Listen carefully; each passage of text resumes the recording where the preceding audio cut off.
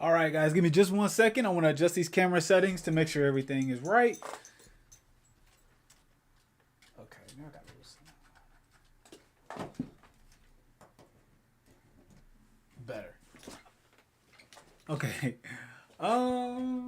Just about right. Okay, my camera is crooked. Oh, I'm tripping because it's coming from this angle anyway. So my whole thing was I thought because the camera from my perspective, it looked like it was crooked because I'm looking at it here.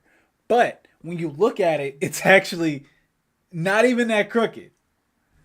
See, I really don't even know what I'm talking about. Oh, I forgot to send the link out to one more group. I gotta send the link.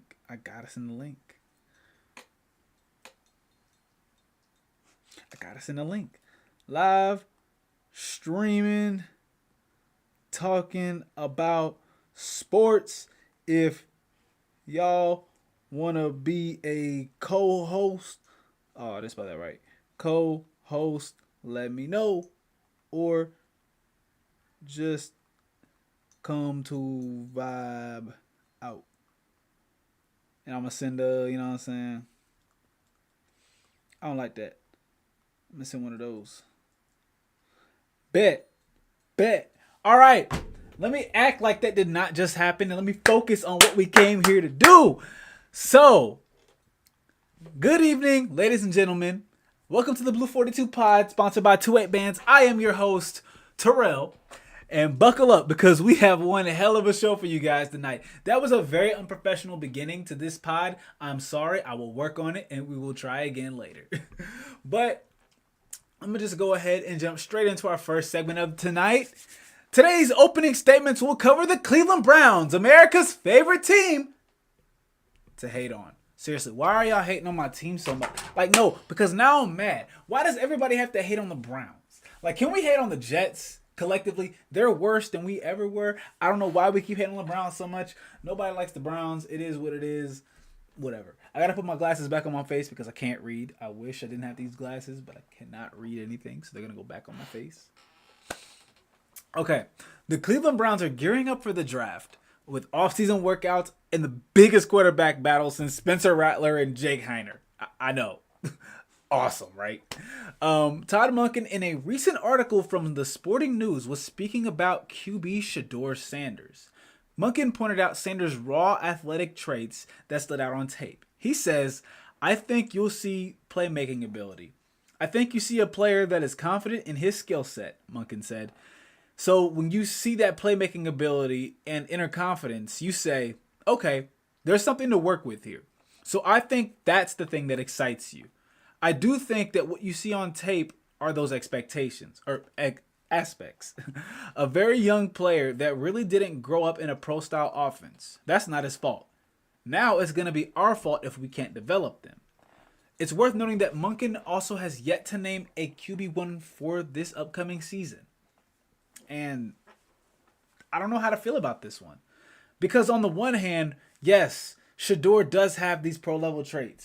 And on the one hand, when you talk about it in relation to Dylan Gabriel and Deshaun Watson, you have to remember that Deshaun Watson did have a couple of all-pro caliber seasons. He did have that one good game against Baltimore where he led us back from a deficit and we won that game. You have to remember 2019 Deshaun Watson, 2018 Deshaun Watson, Clemson Deshaun Watson.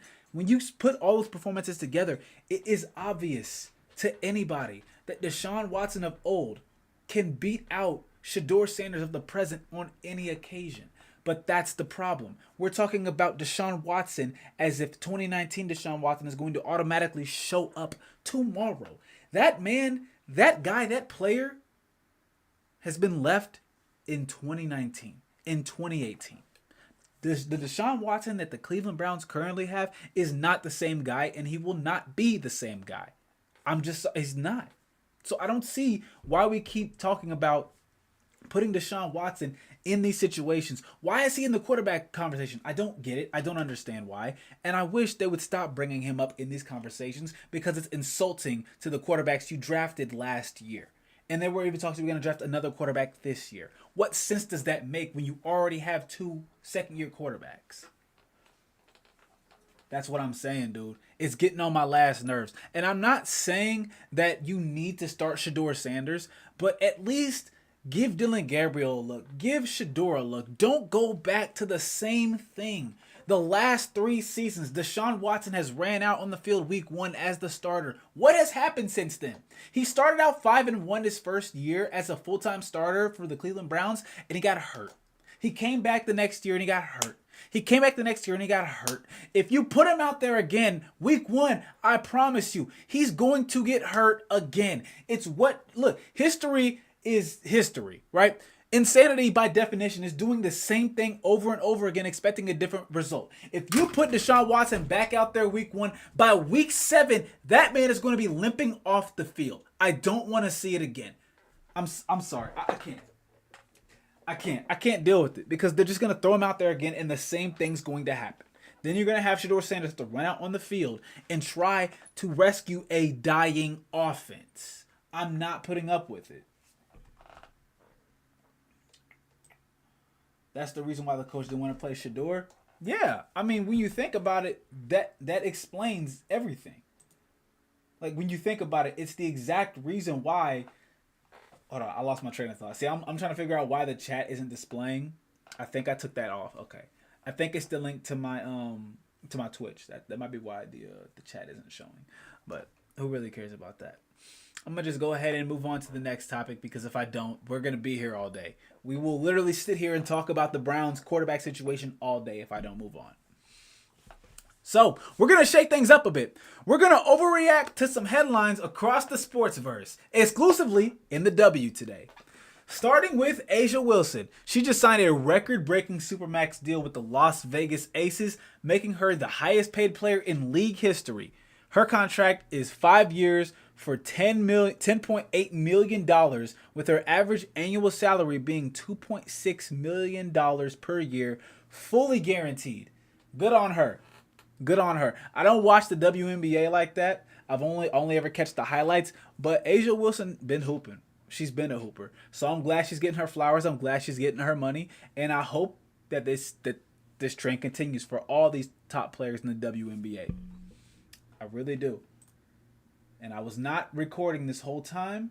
The stream's going, but for me to post these clips later, I have to. Jeez, man. That was an accident. I wonder if the stream. Okay. I wonder if I have to resend the link because I just accidentally did something stupid. Recording this whole time. The stream's going, but for me to post these clips later, I have to. Jeez, man. Oh, I fixed it. I wonder if the stream. Okay. I wonder if I have to resend the link. No, I fixed it. Okay, bet. I was just making sure because I accidentally closed out the stream and I re-entered the stream. So I was making sure that I didn't accidentally have to make a whole new link. It doesn't matter. All right. Back to the overreactions. Kelsey Mitchell also landed a massive deal with the Indiana Fever, signaling a major shift in player earnings under the new CBA. It's a great time to be a fan of the WNBA. I'm not going to lie. It really is. But I'm not a fan. Once again, I don't watch the WNBA like that. So my overreactions is just, I'm just happy for these ladies. You know, they're getting their dues. They're getting their flowers, and I'm happy. I'm here for it. I think if you play a high-level sport, you should be getting paid like a high-level athlete. I 1,000% believe that. So I'm happy for them. Okay, next. Azzi Fudd, I believe that's her name, went number 1 overall to the Dallas Wings, reuniting with Paige Bueckers. I'm going to stop trying to pronounce their names. Forming one of the most hyped duos in the league. Fudd had an outstanding career at UConn, where she was regarded as one of the top college players in the nation.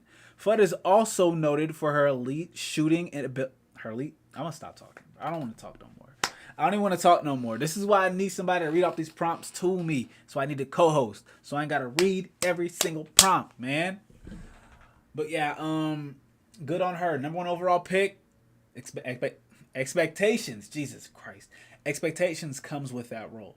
So I hope and pray that you can fulfill your role to your team and you have a great long career, Miss Fudd. That name just sounds fun to say. All right. Now, moving on to the association. The Hornets pulled off a thrilling win last night in OT, behind a huge performance from LaMelo Ball, who dropped 30 points and capped it off with a clutch game winner. Ball controlled the tempo all night and delivered in the biggest moment, knocking down the deciding shot in the closing seconds. But this also led to him taking Bam Adebayo out of the game in a controversial sequence where Ball grabbed Adebayo's ankle, causing him to fall backwards and land on his back. With a back injury, he had to leave the game and did not come back out of the tunnel during the second half. After the game, Heat head coach Eric Spoelstra didn't hold back, saying he's a dynamic player that made some big-time plays tonight, but that crossed the line. There's something that the officials need to take a hard look at, in my opinion, and that's a play that could warrant an ejection. The Hornets continue to build momentum towards their push for the postseason, and their next opponent will be the 76ers or Magic. Now, do I think LaMelo should be suspended for this action? Let me talk to you guys real quick. I don't believe LaMelo Ball should be suspended, and here's why. Okay. This is a big moment for Charlotte. This is a big moment for the NBA. The Hornets are a team that had been peaking at the right time. The NBA is about money. It's about business. And I understand. This is the cold, callous truth of the situation. I'm just going to be honest. Even though Bam Adebayo is a top player in the league, he does not bring in as much money, as much eyes as LaMelo Ball. He's not nearly as much of a marketable player as LaMelo Ball. Had Bam Adebayo done this to LaMelo, Bam would be suspended. But because LaMelo Ball is a much more marketable player, he's a more popular player, he will be fine. He'll probably get assessed with a flagrant one, and he might have to sit out a part of the playoffs. But I'm telling you, they're not going to suspend LaMelo for the play-in game that will determine whether they make the playoffs. It doesn't make sense from a league revenue standpoint. It just doesn't. It's why the NFL starts posting all these clips of Shedeur Sanders, even though he was a 5th-round pick, immediately after he got drafted, and now, right before the draft, because he's marketable.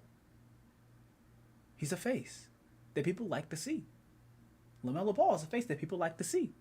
They're not going to bench him for that huge game, because if LaMelo Ball and the Hornets make the playoffs, the NBA will make a ton of money off that playoff matchup. People want to watch LaMelo Ball. They want to. Why would they not? I mean, the guy will put up any shot at any time, and he might just make it. He might. So, in my opinion, I don't see a scenario where the NBA suspends LaMelo Ball. But he will be fined, and he will probably be assessed with a flagrant one. Does that make it right? No. But will that be the case? Most likely. That's what I suspect. I could be wrong. But if I think about everything that happened, what happened in the course of the game, the fact that LaMelo did not get thrown out during the game when that happened, I just don't see it. I don't. I can't, in my eyes, I just can't see it happening. The only scenario where I see LaMelo Ball getting thrown out and not being able to compete in the play-in game that will determine if they make it to the playoffs is if something else comes up, something controversial in these next couple of days. And if that does happen, that's a scenario where he wouldn't be able to play. But because that is probably not going to be the case, I assume LaMelo will probably get assessed with a flagrant and will probably be fined, but he will play in the Hornets' last play-in game. And if they play the 76ers without Joel Embiid, they might sneak into the playoffs. They might. So, that's my take on LaMelo Ball. You don't have to like it, but that's what it is. All right, moving on to the next segment in the association.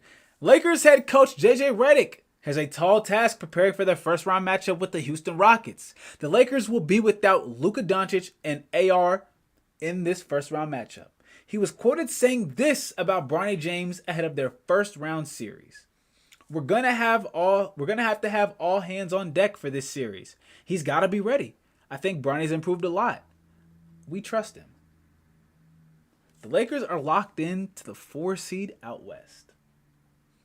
This is going to be a good one. This is going to be a good matchup. I don't know if you guys have seen the last time LeBron and KD matched up in the playoffs.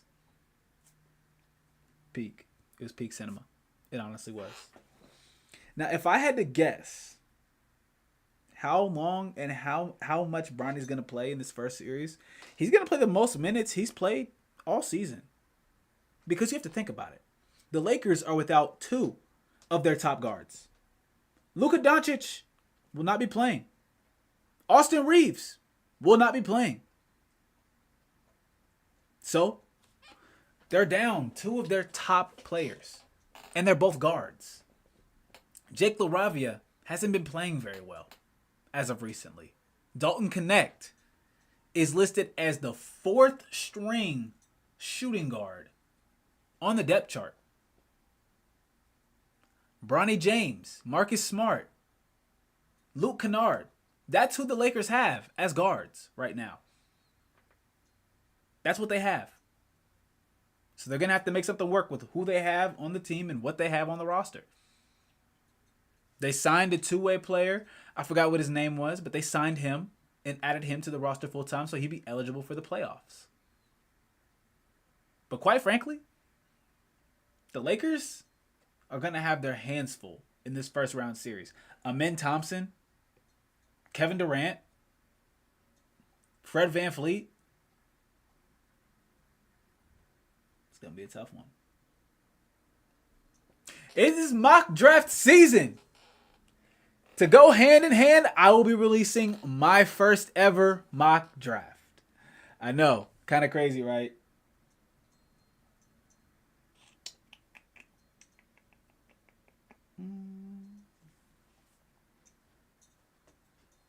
Yeah.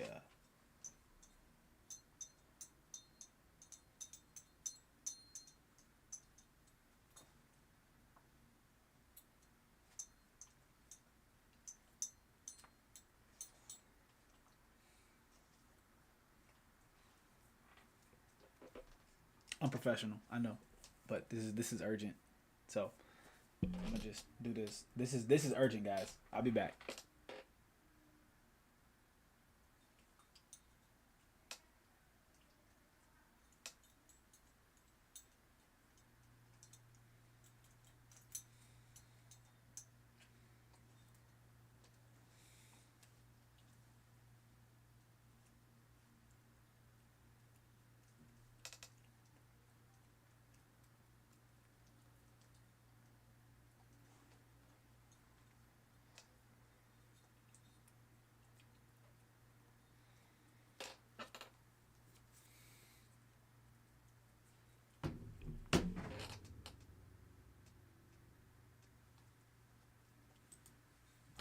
All right, we're back. I'm sorry, I had to take care of some personal Wait, I have 2 cameras.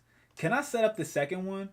Hold on, because if I set up the second one, if I were to switch, but see, that looks worse. I don't like that camera. I don't. So we're going to stick with this one. Okay. Back to what I was saying before. It is mock draft season for all the top analysts.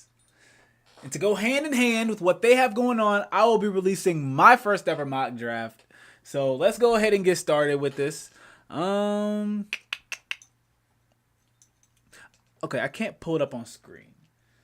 So actually, no, I can. So I'm going to go full screen here. And you guys will be the first ever to see my mock draft. I may revise it, but the draft is coming up pretty quickly. So if I do revise it, there'll be small, very small adjustments to it. Now, I personally think that my mock draft is not 100% perfect, but the one thing I will say about it is I like it. I think that my mock draft might be pretty accurate. So, my mock draft goes a little something like this. First overall pick, Fernando Mendoza. That's a surprise to nobody. He's been projected to go number 1 overall. I don't think that's going to change. So, why would I be the fool to say he's not going to go number 1 overall? I mean, it's obvious. If he doesn't, the Jets will snap him up in a heartbeat. So, number 2, Arvell Reese. Self-explanatory. One of the top edge rushers in this draft. He's gonna be a dominator. No matter where he goes, he's gonna dominate. So, he's easily a top 3 pick. Francis Mauangoa going number 3 to the Cardinals. They need an offensive lineman bad, so I don't know why they wouldn't pick him up. Now, if they decide not to, that's one thing. I firmly believe Francis will be going to the Cardinals. The Titans will be selecting edge David Bailey. Now, I know there was talk of them selecting Jeremiah Love, but you have to think about it. Why would they take Jeremiah Love when they already have a 1,000-yard rusher in Tony Pollard? They need other things. Their edges are weak. They need to improve on that side. They really do, because their edge rushers are not very good. At least the ones they have on their roster right now, they're okay. But as far as competing at a high level, you're going to need to upgrade. You always need to upgrade. The Giants, Ruben Bain Jr., he's not getting outside of the top 5 in my mock draft. This is exactly where I have him slanted to go at. Number 5 to the New York Giants. They need an edge rusher. And with the trade going on with potentially with Dexter Lawrence and Kayvon Thibodeau, it just makes sense. If you're going to trade a high-level talent, you got to replace it with high-level talent. This just makes sense. So, now I could be wrong, but this is exactly what I expect to happen. So, I'm only going to go so far into my mock draft, but after a certain point, I'll cut it off, and then I will release the full mock draft in a video later. So, at number 6, the wide receiver, Cardell Tate, going to the Cleveland Browns. Now, the reason why I selected him to go to the Browns is because it's a no-brainer that the Browns need a wide receiver. But what everyone keeps saying is that the Browns are going to do something unexpected. Let me just pull myself back up and talk to you guys real quick. The Browns doing something unexpected is the norm. They never follow the straight path, and they always take the winding road. They never go in a straight line. And it's okay. I get it. I'm just kidding, I don't. But everyone's saying the Browns will zag. I think they're going to zig, right? This case, right? You need a wide receiver desperately. Okay, if everybody expects you to trade that pick, if everybody expects you to go for something unorthodox and out of the box, it would be in Browns fashion to do the number one thing that anybody with a right mind would suspect they would do. Draft the wide receiver. When you have 3 wide receiver 3s and 1 wide receiver 2, you need a wide receiver 1. It just makes sense. So duh. I'm projecting Cardell Tate to go to Cleveland at 6. If they don't, I hope to God they draft a godsend of an offensive lineman. And then at number 7, the running back, Jeremiah Love. I wanted to project him higher, but the reason why I couldn't, these other teams just had far more needs in these selected areas. They didn't need to take a running back. It's a luxury. It's not something you need. It's just like how you have a convertible sitting in your basement, but you can't run it because it doesn't have an alternator. You know, there's no reason. Why would you take Jeremiah Love? They have Quinshon Judkins. They have Tony Pollard.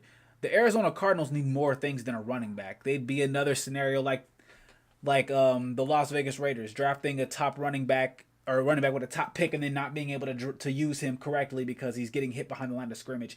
They need other things. I don't see him going before 7. I just don't. And then this is going to be kind of controversial, but I have Malachi Lemon going 8 to the New Orleans Saints. They desperately need wide receiver help. Chris Olave is in his final year of his contract. If they decline his option, they need to replace it with another wide receiver. I don't see them waiting. I see them addressing this need ASAP because if not, they will have to draft a middle-of-the-road wide receiver later in the draft.